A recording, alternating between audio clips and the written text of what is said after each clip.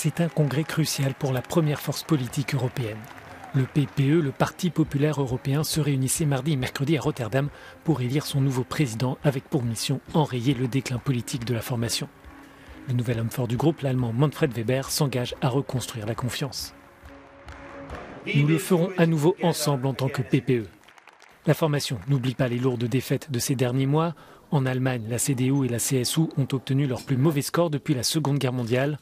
Plus récemment, lors de l'élection présidentielle française, la droite n'est pas parvenue à se hisser au second tour.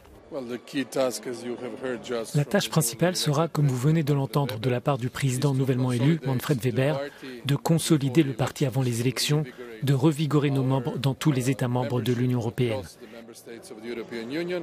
et essayer de gagner la confiance de nos électeurs à travers le continent européen et de redevenir la famille politique la plus forte et le parti politique le plus fort de l'Union européenne.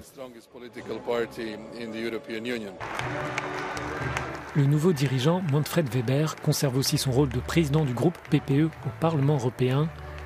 Il veut en priorité répondre à la crise économique et rendre davantage visible sa famille politique dans l'arène européenne.